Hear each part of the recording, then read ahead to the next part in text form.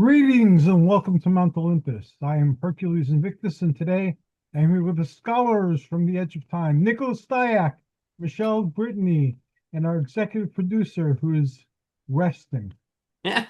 Cecily. Yep. Cecily is keeping us in line. In the next hour, her butt will make an appearance. It always does. Yes. Or tail. That's her signature, her imprint on the production. Exactly. Yes. Mm. How are you doing, Hercules? How's your week going in your April? Going okay. As you know, I have Parkinson's, so that's challenging. And so I'm exercising several times a day. I'm dieting, and today I'm taking a break from dieting though, and I'm basically meditating. So I'm doing everything you can. I'm reading up on it, and so trying to meet the challenge to the best of my ability. Well, Yeah. that's good to hear. I hope that it's diet and exercise is so important and really does help so much of the body. So I hope that you're seeing benefits from that. So Yes, I'm seeing some benefits, and also I always keep busy, and I enjoy the things I'm doing. Like I'm enjoying this program, and so I'm engaged in things that are meaningful to me in this uh, program, and the other programs on the channel are meaningful to me. So that's a good thing too. well, and we definitely appreciate all that you do because I know that there's a lot behind the scenes that you're doing that, is the magic of vid casting. So we very much appreciate you, Hercules, and all that you uh, provide us a platform on a monthly basis. So, Thank you for your kind words. It's a benefit to me and to the greater community at large. So it serves a greater purpose. yeah. Well, I guess we will go ahead and Show and tell. humbly take the torch and start our episode, Scholars from the Edge of Time. And Nick, would you like to start us off? We're going to do a little bit of show and tell because we've had a little mini vacation. So we have a few little adventures and some show and tell. And then we'll get into the discussion of the movie with a plot summary and our discussions.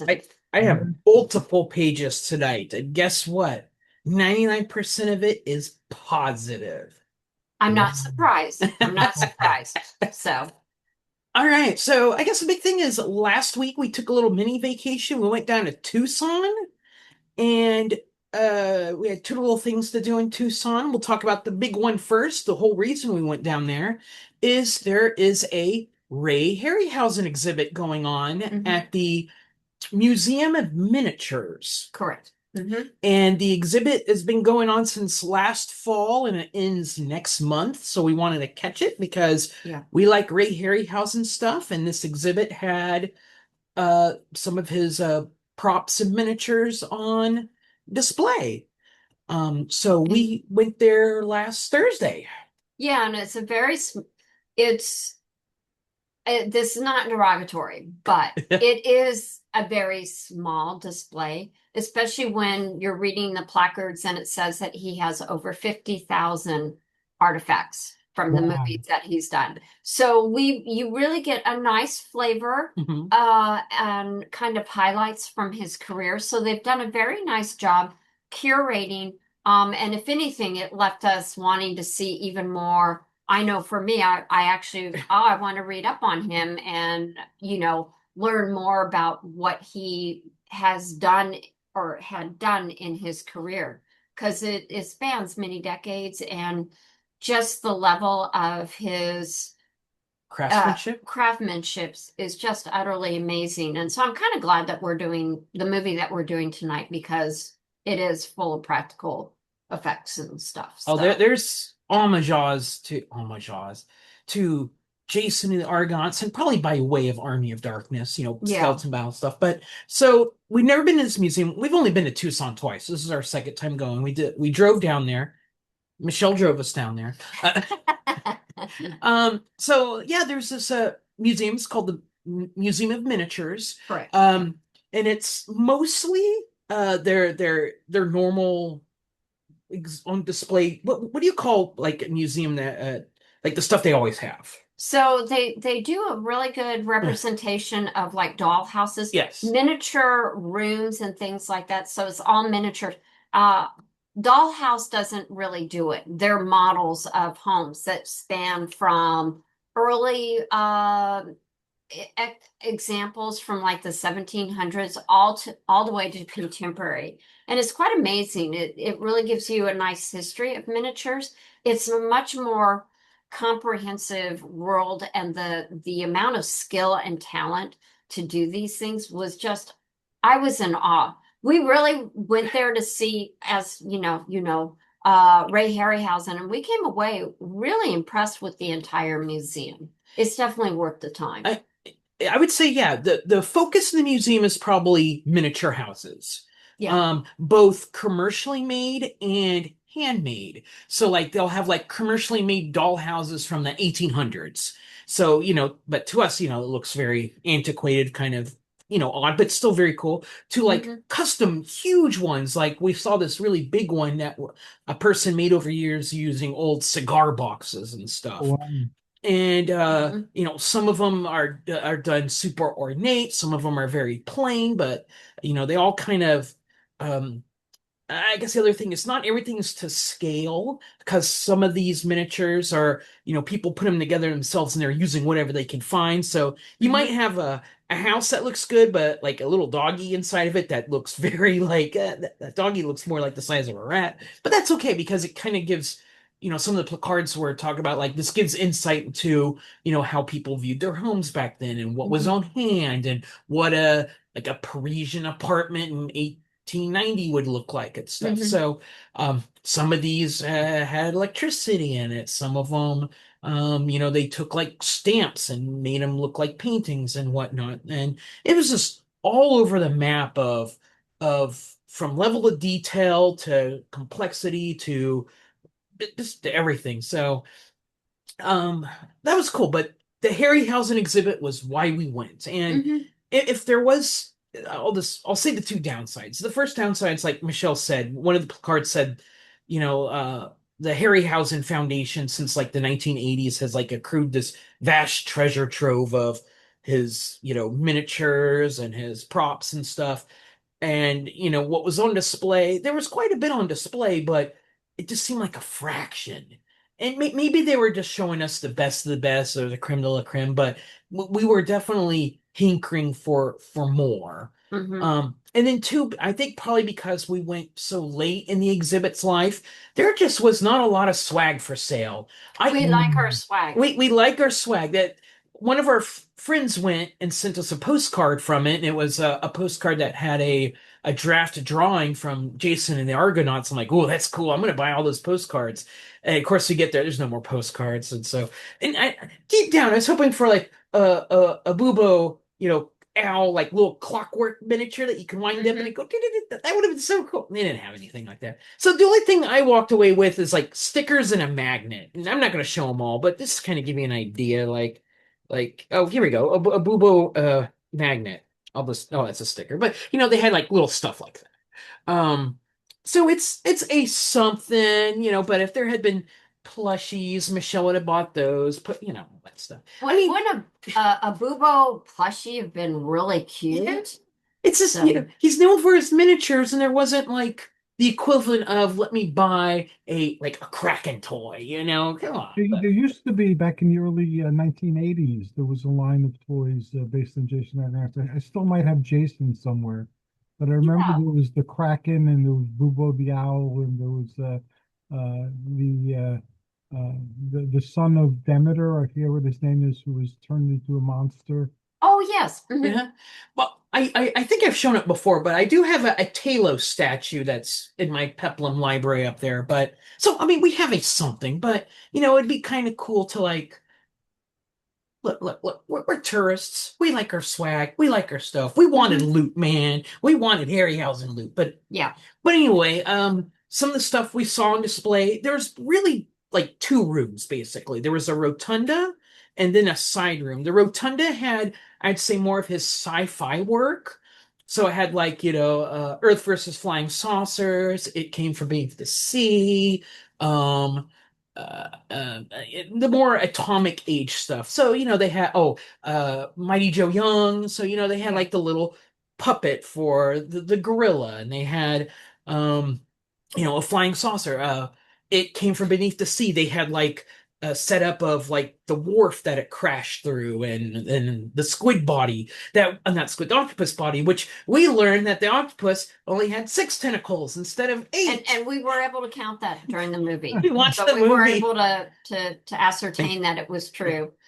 And then the second room was the more historic stuff. So there was a giant Jason and the Argonauts display, a giant Clash of the Titans display, a wall of concept art and storyboards, displays for all the Sinbad movies, and Yeah, I'd love to interject there that, even though he did all these miniatures, he was also an artist. So you actually get to see some of the drawings that he did, conceptual drawings. And so you'd see a conceptual drawing of like the Kraken, and then you saw the model next to it. So they did a nice job with that.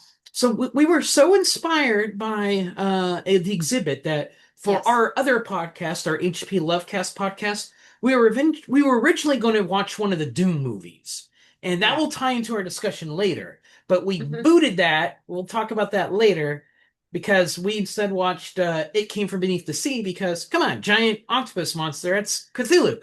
Yeah. So folks, next episode of HP Lovecast, we'll be talking about It Came From Beneath the Sea, while Ray Harryhausen's influence is still strong on us. Yeah, definitely. Post a link to that when you do it, and this way people can follow the thread of this mega adventure there. I met Ray Harryhausen. We saw a clip. You saw the Thor the Barbarian clip? Yeah. You have a clip on YouTube of you chilling with him, and it was awesome. You should put that in the link in the show notes, because as we're going through this, I'm like, Hercules has met him, right?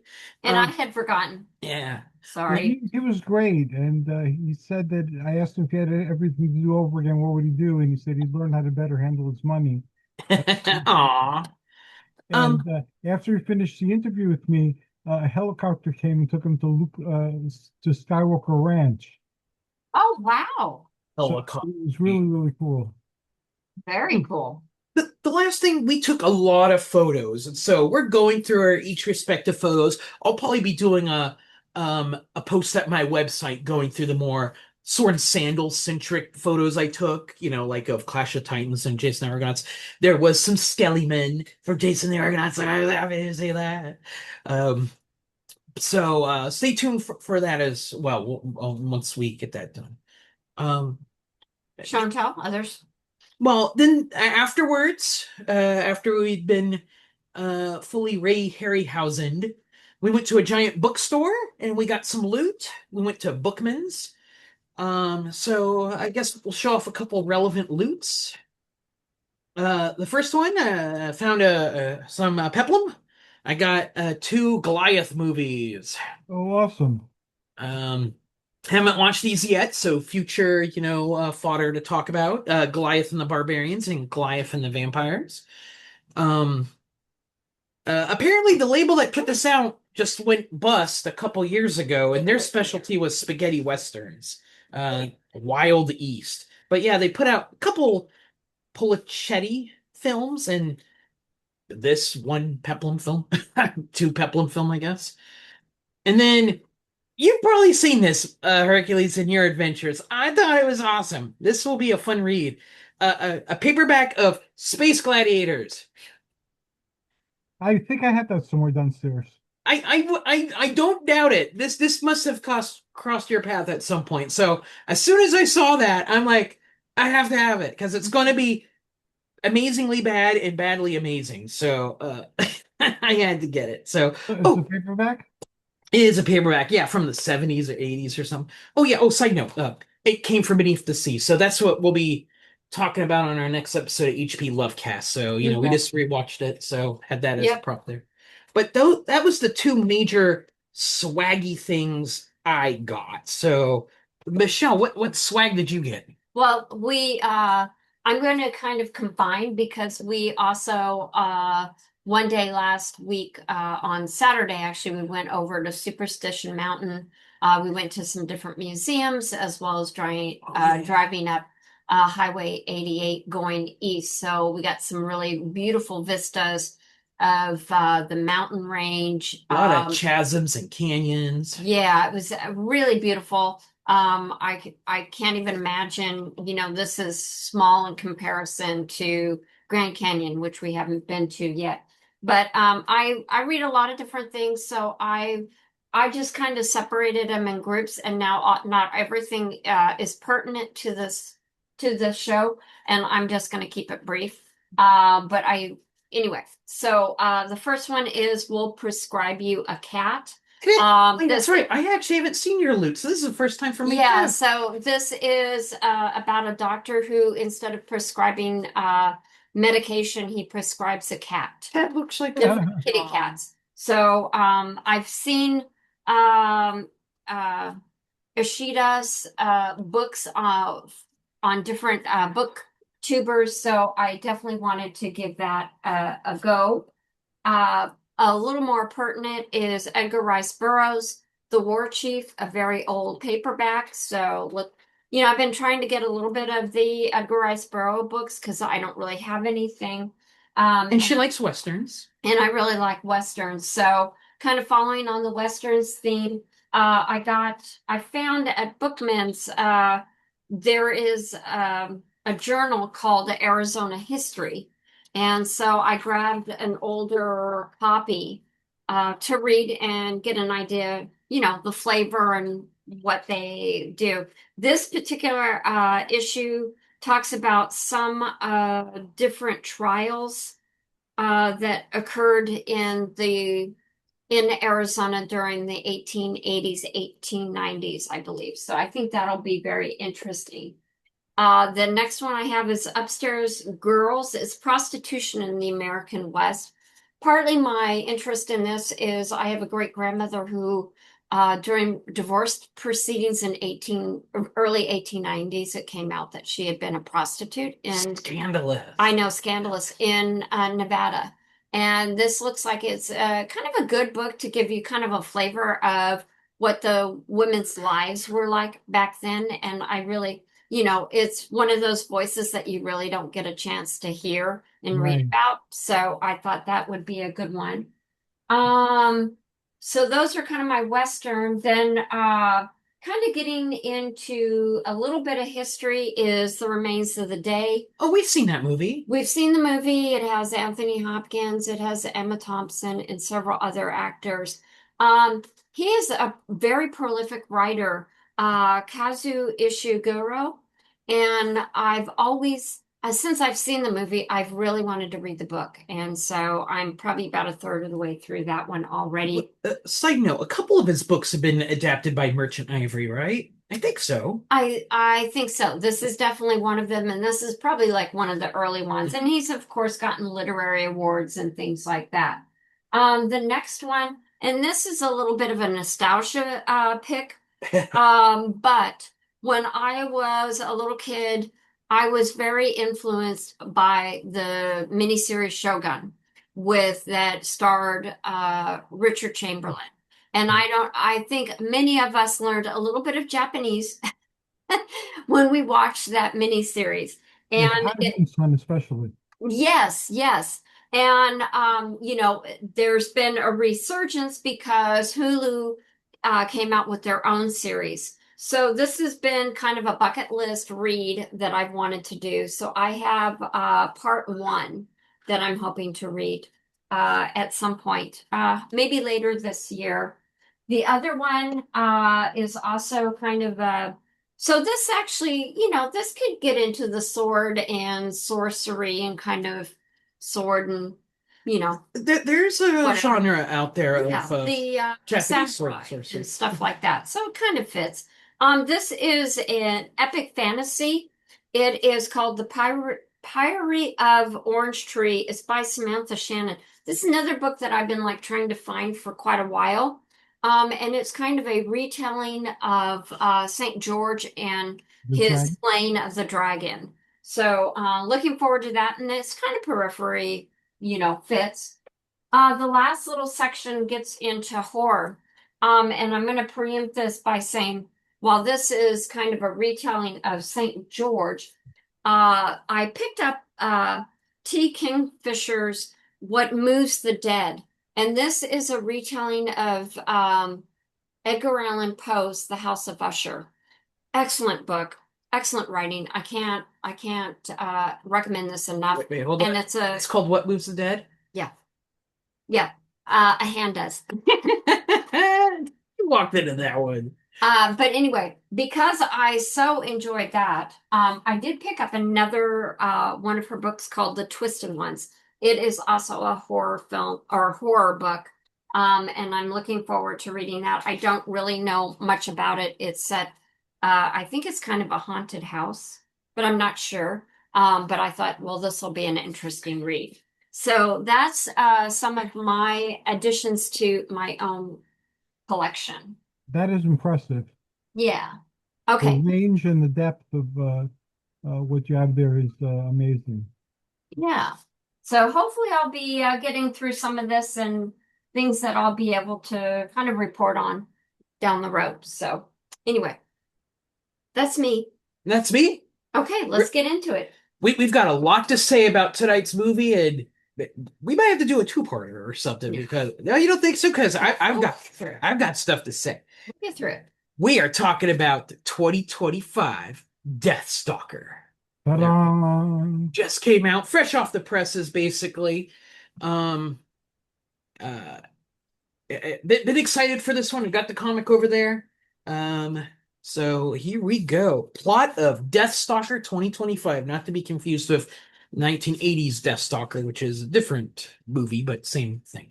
Well, actually, several different movies, and then there was an attempt to resurrect it with the film Barbarian, which told the story of Munkar and everything again. The Deathstalker was in it. It was Deathstalker, basically. The Deathstalker MCU. Yeah. All right, the plot. Deathstalker, a former knight turned mercenary, is looting a battlefield. He's attacked by a Dreadite. That's Dreadite, not Deadite. An undead soldier who wears blood-red armor. Deathstalker slays the Dreadite, and from a dying man, possibly a king, gets an amulet that looks a bit like an Aztec calendar. Deathstalker travels to a tavern to get food and drink, but is attacked by a two-headed troll who wants the amulet. Deathstalker beats the trolls by impaling each of them in the heads and learns that there are more bad guys after him and the amulet. He tries to dispose of the amulet by throwing it into a swamp, but it keeps teleporting back into his pouch. He is bounded to it. So he proceeds to a witch who has in the past lifted many curses that have befallen on Deathstalker. But she can't undo this curse, nor can she read the runes on it. So she directs him to a cave to find Doodad, a wizard who could possibly read the amulet. Deathstalker rescues Doodad from the cave, which is filled with trimmer/graboid-like serpent monsters. Doodad turns out can't read the amulet, but he suspects a cipher for the language on the amulet is in a crypt for another wizard. On the way, the two encounter Jotak, who commands a squad of Dreadites. He was once a prior friend/soldier to Deathstalker, but now he is evil. The two battle, and Deathstalker chops off his arm and makes his escape.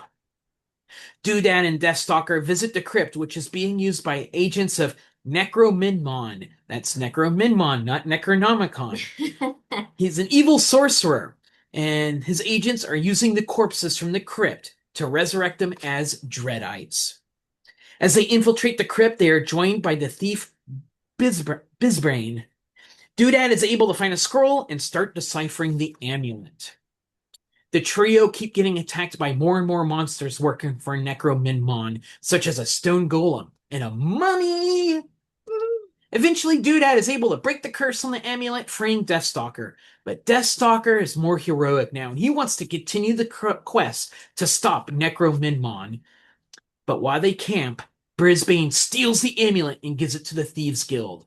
Deathstalker and Doodad are captured and brought to a swamp that is inhabited by monsters.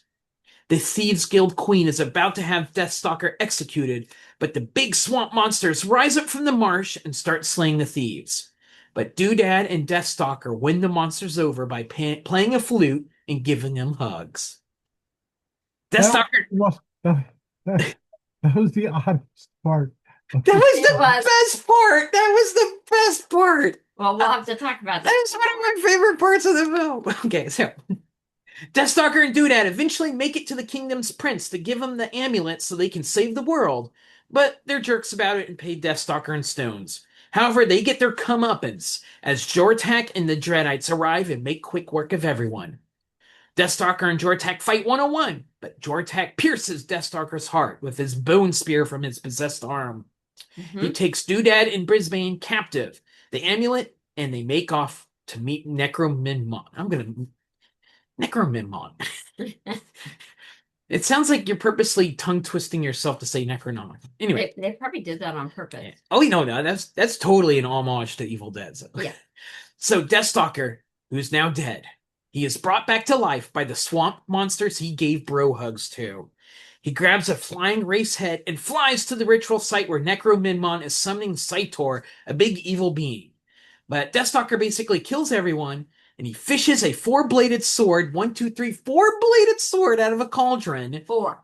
and uses it to stab the hearts of Saitor, saving the day and saving the kingdom. The end. And don't Michelle, forget that the four-bladed sword belonged to Talon, who had a three-bladed sword in Sword and Sorcerer. which we'll bring up because we also like Sword and the Sorcerer. So that means the next Sword and Sorcery movie needs to have 5 blades. Okay. So Michelle Brittany, Maybe there's something out there. overall impression. What did you think of Deathstalker 2025? Okay. Entertaining, fun, because it doesn't take itself too seriously, charming because of the old school effects, and cool sword fights and monsters, including a mummy. That's my 32,000 foot. Uh-huh. I'm more succinct. I put it ruled. Best Deathstalker movie I've seen and a really good Sword and Sorcery film. Yep, I would agree. So I don't know where to start with this one because there's a lot of angles that Keep going. Okay. So I think I'm going to start with we have some crisscrossing with Deathstalker. I should start with. So first things first, our friends Bernie and Pete, they have a podcast called Fan to Fan Podcast, and many years ago, like 4 years ago, they invited me first time to be on their show. They reached out to me, hey, you're a sword and sorcery expert. And we've become friends since then. We appear on their show a lot. But the very first episode I was on their podcast, we talked about Deathstalker 1 and 2.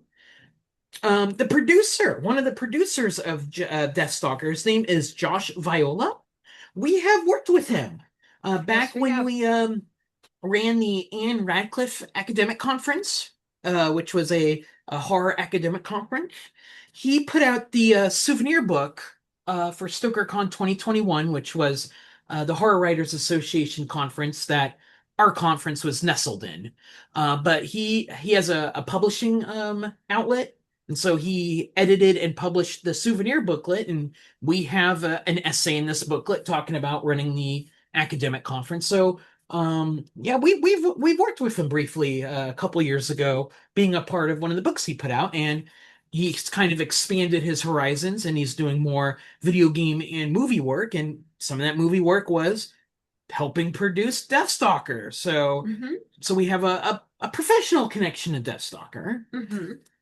The director, Steven Kostanansky, we watched his movies before on our HP Lovecast podcast. We watched his movie The Void, and this is probably out of all the movies we watched on HP Lovecast podcast, there's like 3 horror movies that have like blown us away.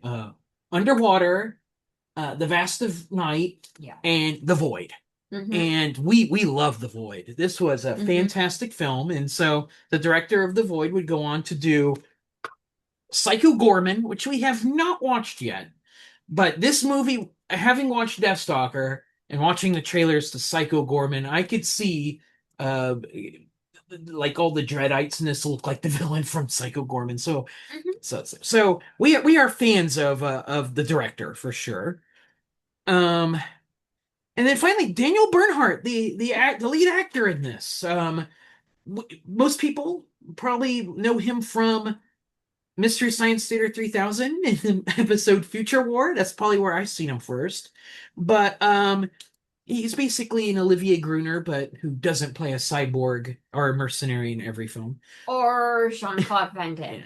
But the difference is Jean-Claude Van Damme is the muscles from Brussels, while Daniel Burhart is the Muscles from Germany? French.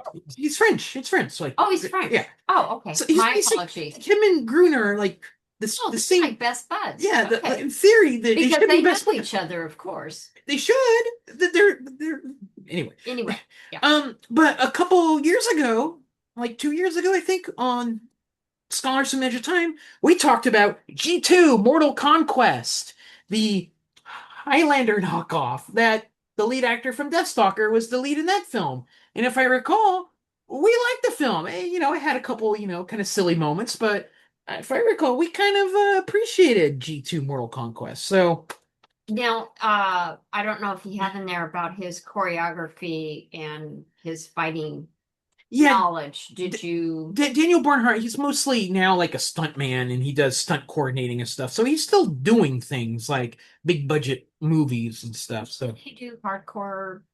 Was it Hardcore Harry? no, Henry? maybe. Okay. He did some movie with the guy from Better Call Saul. Yeah. And then finally, one of the Chicky Poos from Deathstalker is in one of the Doom movies, which was going to be our next episode of Scholars in the Edge of Time, but that's now going to be a future episode, so we could talk about It Came from Beneath the Sea.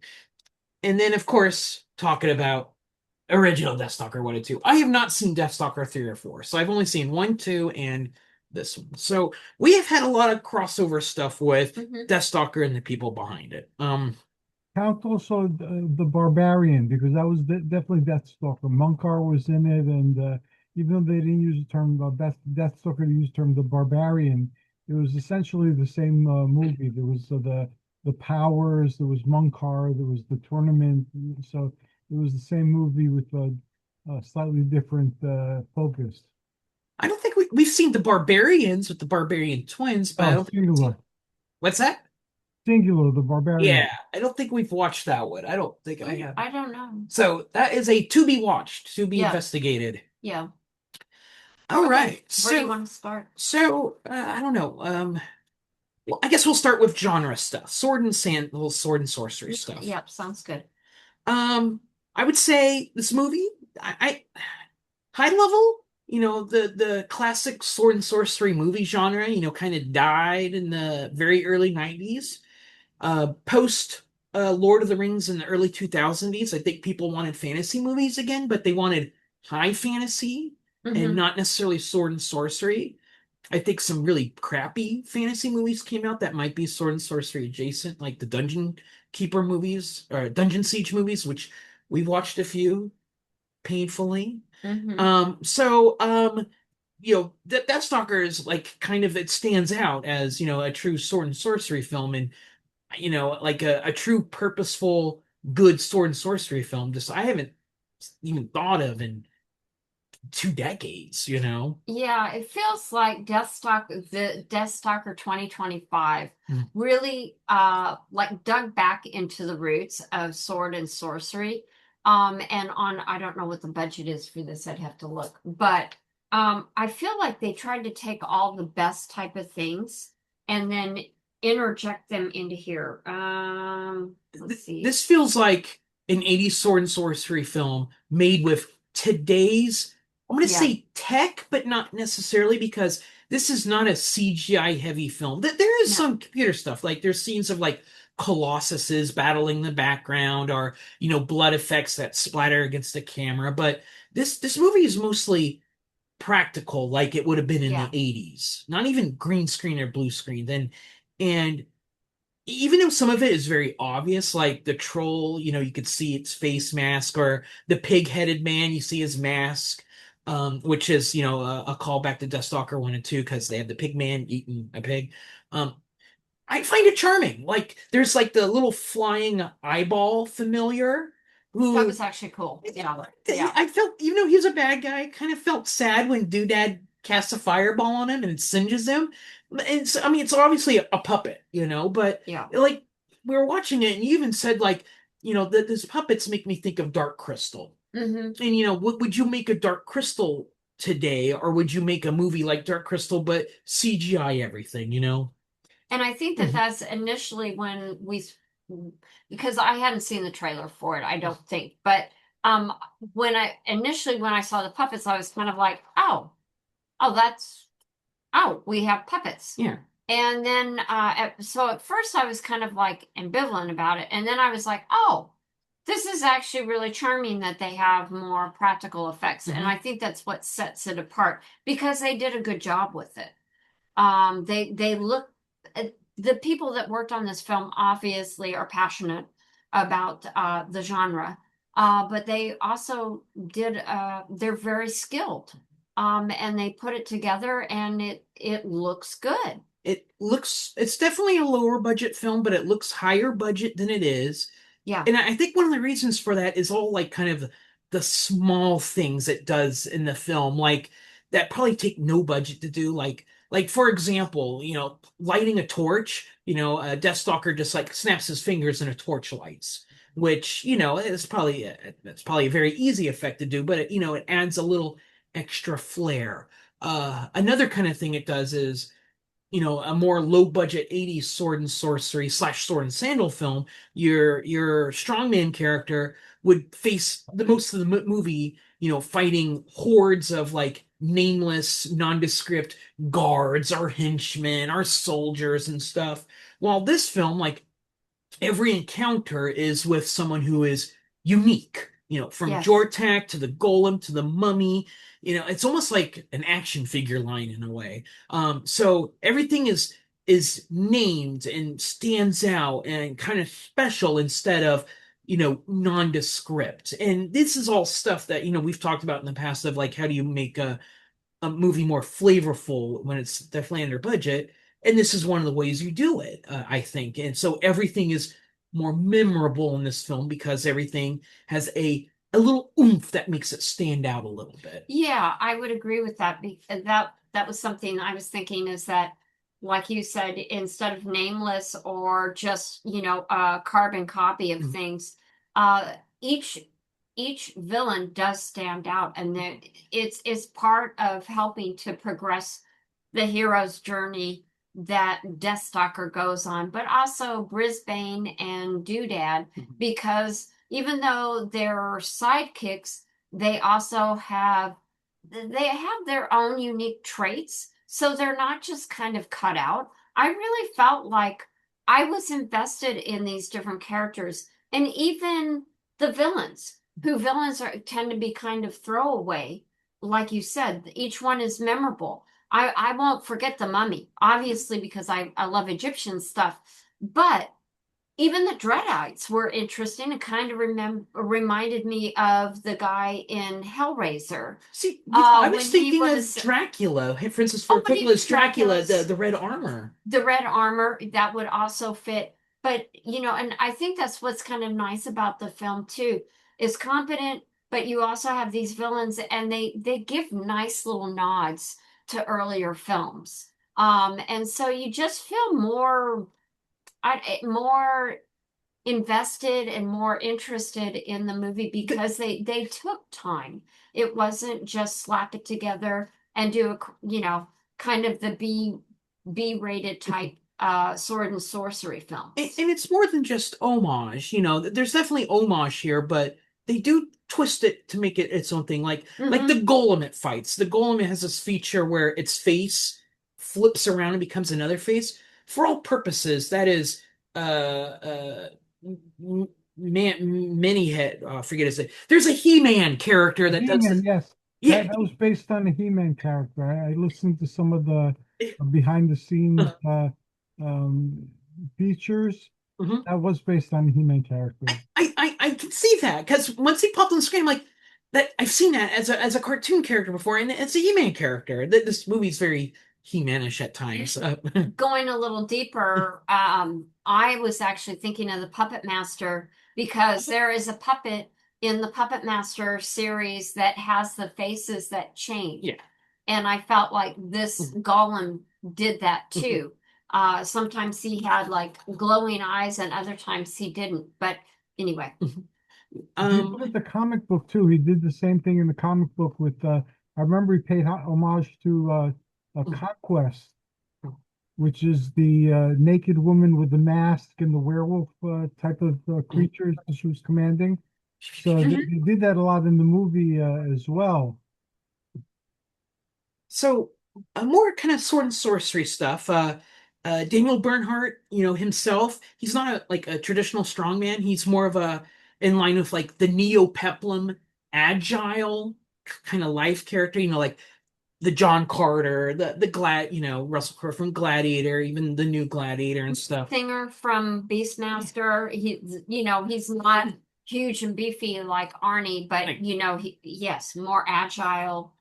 So this isn't quite the body-centric movie, but it's in line with kind of what neo-peplum strongman characters are like. Swords, we always bring up, it's always the character's strength that's more important. Swords and melee weapons are an extension of that strength.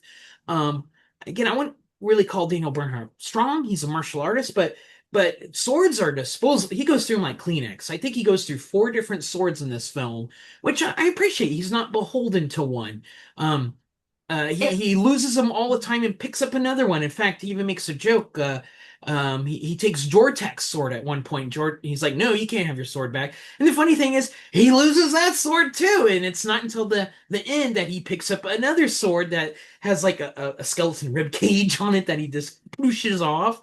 And so that's it's a disposable quality of swords. That the more important thing is Daniel Bernhardt's character as Deathstalker is he could turn almost anything into a weapon and get through the trials in front of him.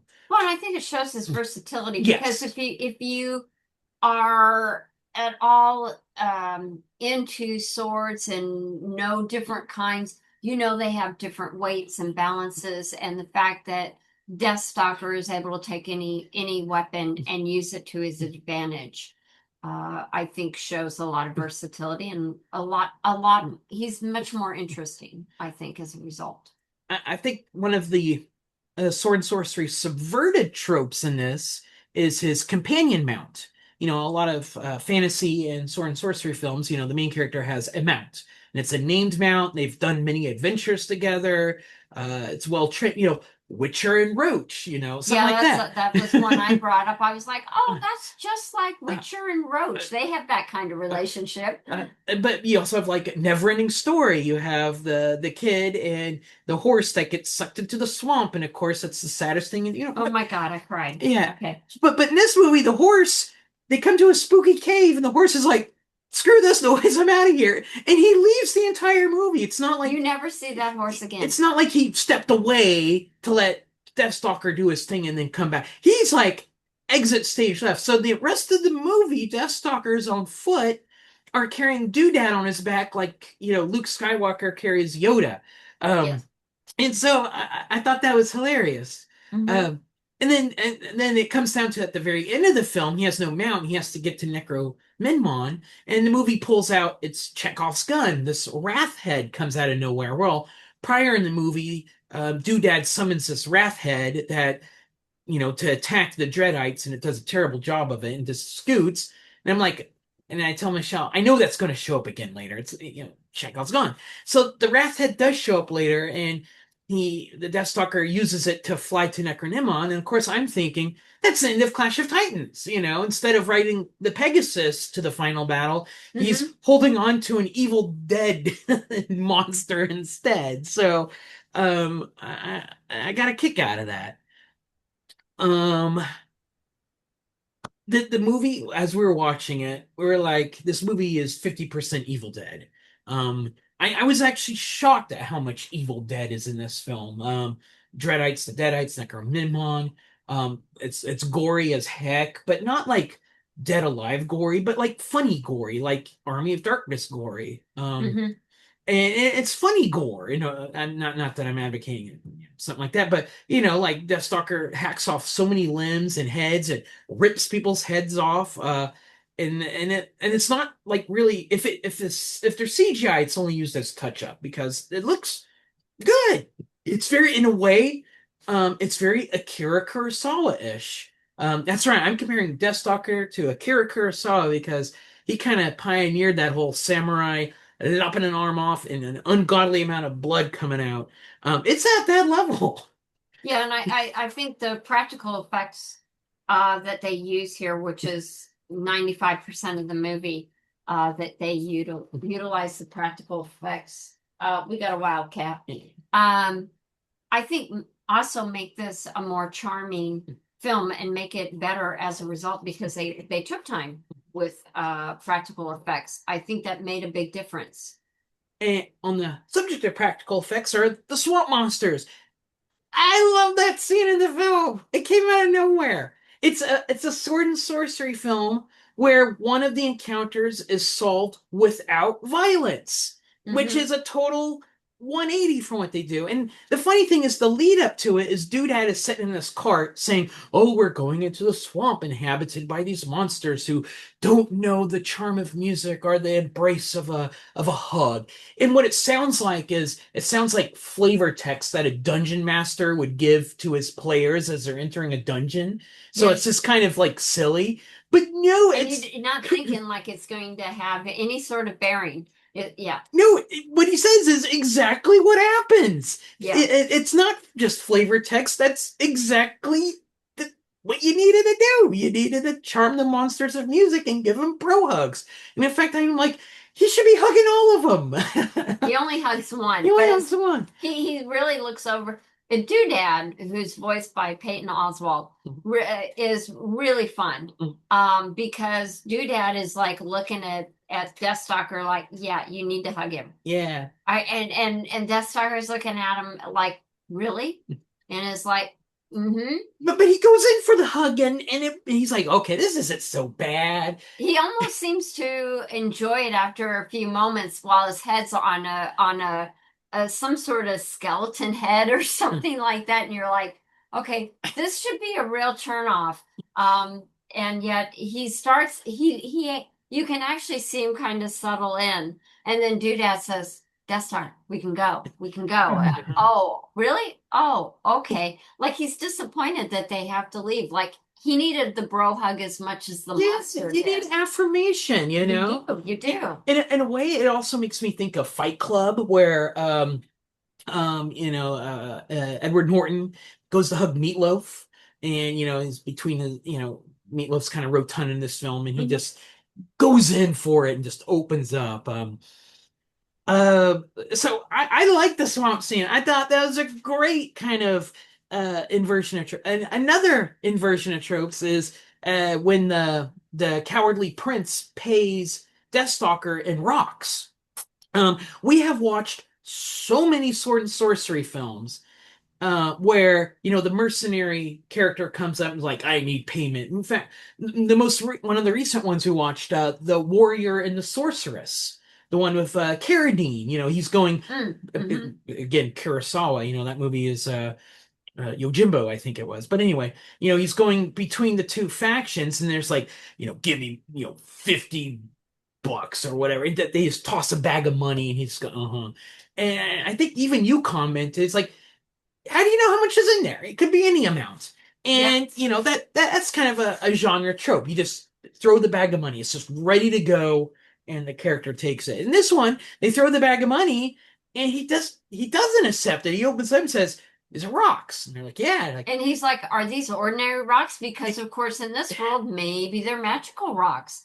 And so maybe it's okay to get paid in which is true because Brisbane has magical rocks. The magic rocks earlier that he uses. She does, yes. So there is that slim chance that the rocks could have been no, they were rocks. They were rocks. They were just ordinary rocks. But he took the time to look at it instead of just like a Carradine character, like, okay, I'm gonna go.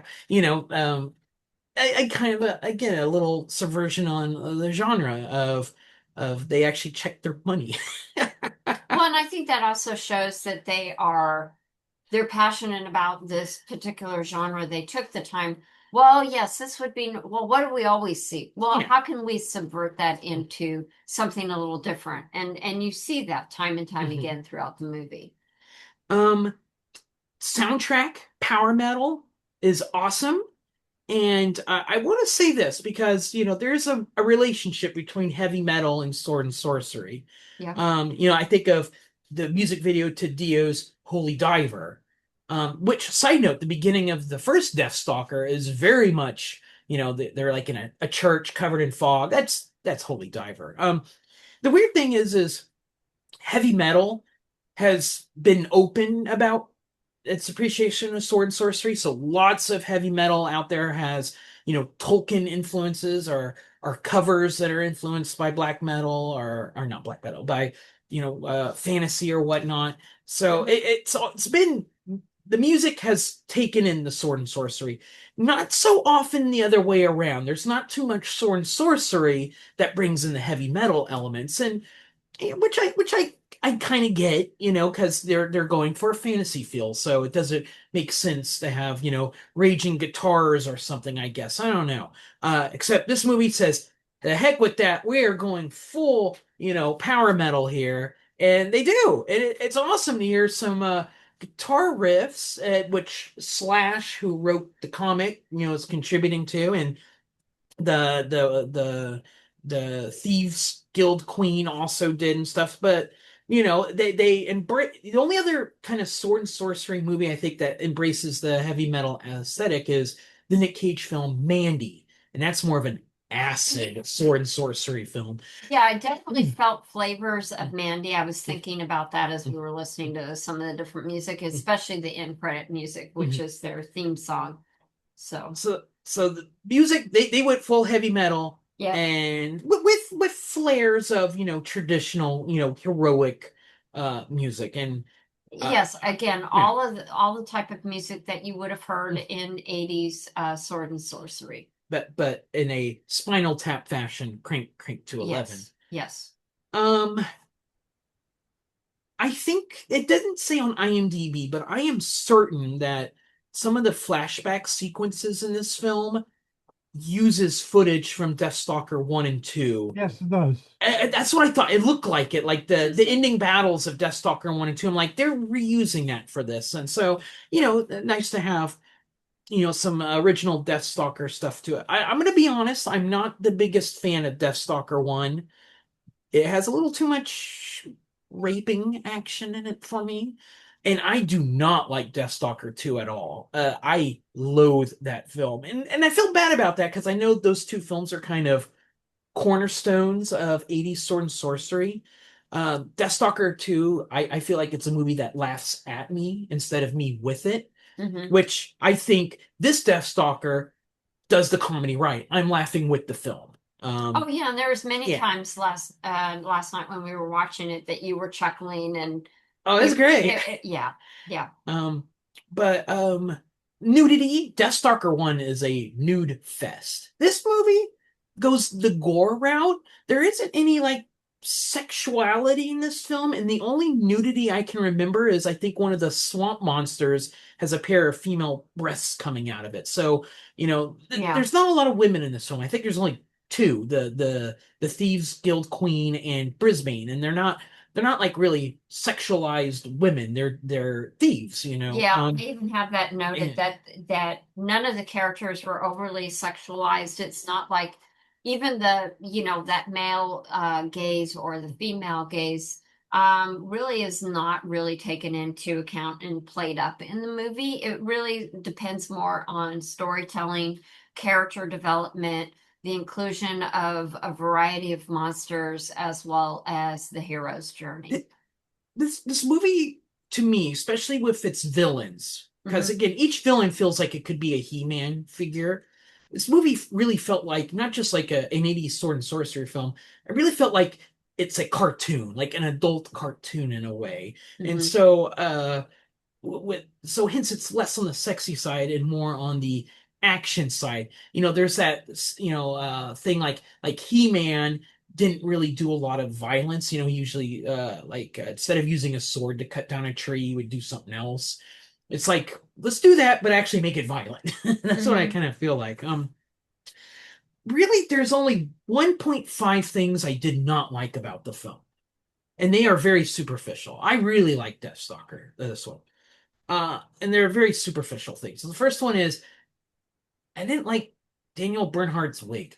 He just looked kind of awkward. I'm sorry. I think his hairpiece just doesn't fit him.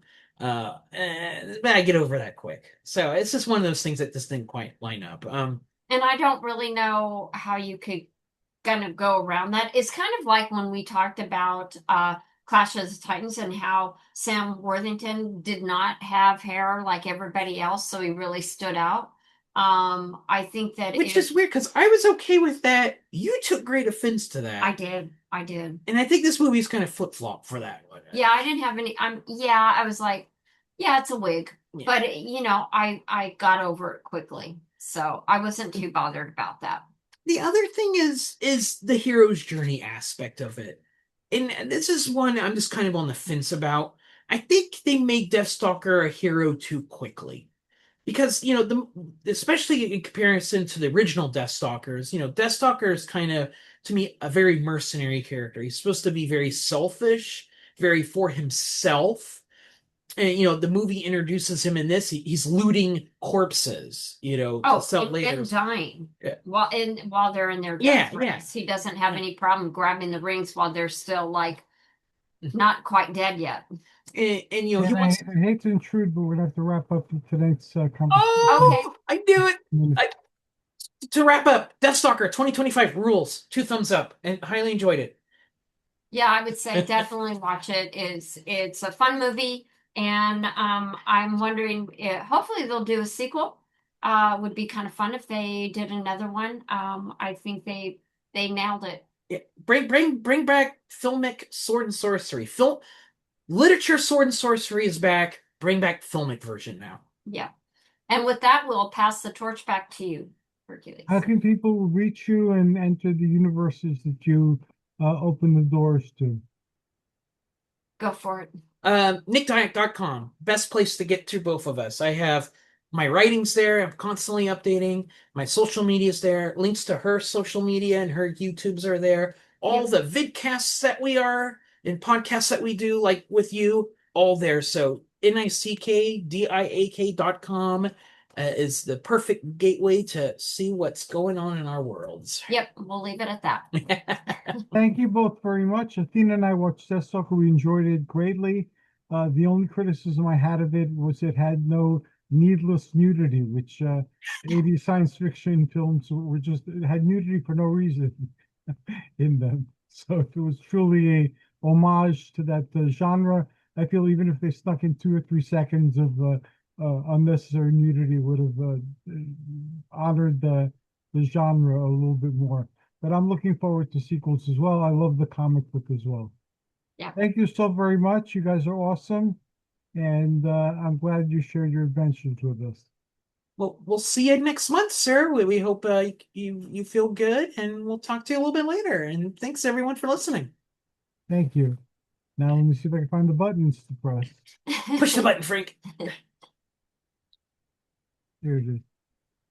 Okay, thanks again. Good night, and I look forward to our next conversation.